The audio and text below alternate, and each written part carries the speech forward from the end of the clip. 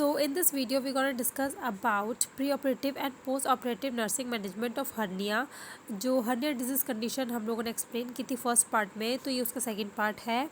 तो हम pre operative nursing management से स्टार्ट करते हैं। तो प्री ऑपरेटिव नर्सिंग मैनेजमेंट में जो पहला पॉइंट है वो है एक्सप्लेन अबाउट सर्जिकल प्रोसीजर। वैसे बेसिकली हर प्रोसीजर का सबसे पहला जो पॉइंट होता है वो यही होता है कि हमें प्रोसीजर जो है वो पेशेंट को एक्सप्लेन करने होता है, या फिर पेशेंट के जो गार्जियन आते हैं या फिर मतलब कोई भी अटेंडेंट होता है उनका, उसको एक्सप्लेन करना होता है। फिर हमें सेकंड में रीअश्योर द पेशेंट को चेकअप करना होता है पेशेंट का। फिर उसके बाद है टेक इन्फॉर्म्ड कंसेंट साइन करवाना पड़ता है हमें। कोई सा भी अगर हम सर्जरी करने जा रहे हैं पेशेंट के ऊपर, तो हमें पहले कंसेंट फॉर्म साइन कराना पड़ता है। फिर नेक्स्ट है complete the pre medication requirement. कोई भी अगर प्री मेडिकेशन रिक्वायरमेंट है पेशेंट की सर्जरी से पहले, तो हमें पूरी करनी है।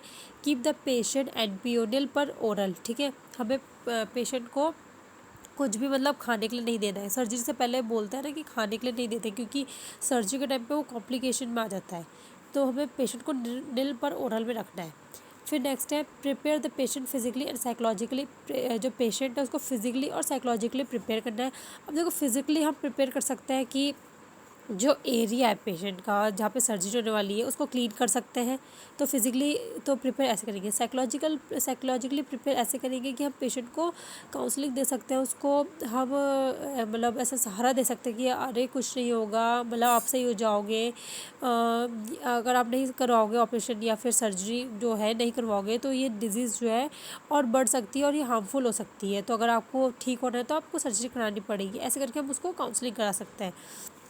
नेक्स्ट है C that all investigation are complete. अगर हम देखेंगे जितने भी इन्वेस्टिगेशन है वो कंप्लीट है कि नहीं है।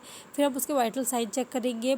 हम उसके explain about the resignment after the surgery के बाद जो भी मतलब उसके मेडिकेशन से रिक्वायर मतलब रिलेटेड चीज़ें हैं वो एक्सप्लेन करेंगे हम पेशेंट को। प्रोवाइड साइकोलॉजिकल थेरेपी देंगे। Send the patient to OT with all records. OT भिजवाएंगे जब पेशेंट को, तो उसके सारे रिकॉर्ड के साथ भिजवाएंगे उसको पेशेंट को। Arrange for blood if blood transfusion is necessary. अगर पेशेंट को ब्लड की ज़रूरत है तो हम पहले ही अरेंज करके रख लेंगे। तो ये है प्री ऑपरेटिव नर्सिंग मैनेजमेंट। अब पेशेंट का ऑपरेशन हो गया है और पेशेंट ओटी से बाहर आ गया है, तो अब हम जो ऑपरेशन होने के बाद वाला नर्सिंग मैनेजमेंट करते हैं वो देखेंगे।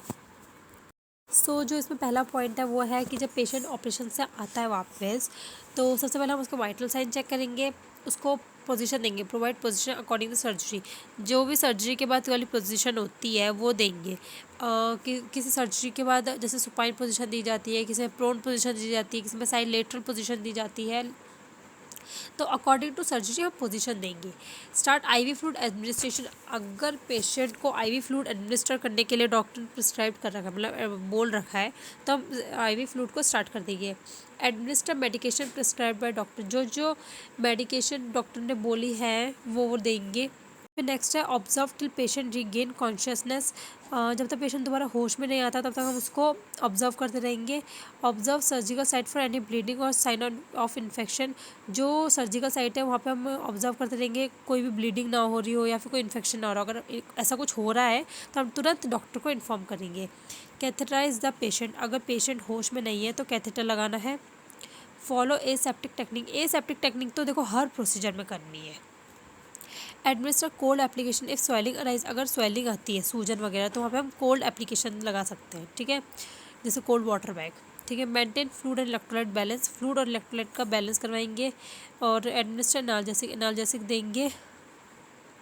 Change the position of the patient every 2 हर 2-2 घंटे में पेशेंट की जो पोजीशन है वो चेंज करेंगे। Offer soft easily digestible diet. जो सॉफ्ट और इजीली डाइजेस्ट हो सकती है वो वाली डाइट देंगे पेशेंट को। Keep the patient skin dry. जो क्लीन और ड्राई रखेंगे, जो पेशेंट की स्किन है वो क्लीन और ड्राई रखेंगे ताकि कोई भी इन्फेक्शन ना हो।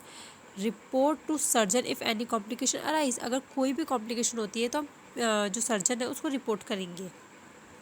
Change the dressing regularly. जो पेशेंट की ड्रेसिंग है उसको हर दिन चेंज करनी है। और हम आईओ चार्ट जो है पेशेंट का वो मेंटेन रखेंगे। तो यहाँ पे होता है पोस्ट ऑपरेटिव नर्सिंग मैनेजमेंट ख़त्म। अब हम देखेंगे होम केयर इंस्ट्रक्शन। जो मतलब पेशेंट को जब डिस्चार्ज हो जाता है उसके बाद हम क्या इंस्ट्रक्शन दे सकते हैं ताकि वो घर में खुद मैनेज कर सके। जो फर्स्ट होम केयर इंस्ट्रक्शन है वो है इंकरेज स्लाइट एक्सरसाइज। जो हल्की फुल्की एक्सरसाइज है वो करने के लिए हम पेशेंट को इंकरेज करेंगे। Advice to keep surgical area clean and dry, और पेशेंट को हम एडवाइस करेंगे कि जो सर्जिकल एरिया है उसको हमेशा क्लीन और ड्राई रखना है। Advice to avoid heavy weight bearing, मतलब कोई भी भारी चीज़ नहीं उठानी है, ऐसा हम पेशेंट को बोलेंगे। नेक्स्ट है advice to take medicine at proper time. Patient को हम कहेंगे कि जो दवाई वगैरह है वो एक प्रॉपर टाइम पे ले। जो अल्कोहल और स्मोकिंग है इनको अवॉइड ही करें, और फॉलोअप केयर के लिए आता रहे। ठीक है, बीच बीच में अपना चेकअप कराता रहे। तो यहाँ पे होता है हमारा सेकंड पार्ट भी ख़त्म। यहाँ पे हर्निया और डिजीज़ कंडीशन पूरी कंप्लीट होती है। आई होप आपको ये वीडियो समझ में आई होगी। अगर आपके लिए थोड़ी बहुत भी हेल्पफुल रही होगी तो please give a big thumbs up to my video and subscribe to my channel.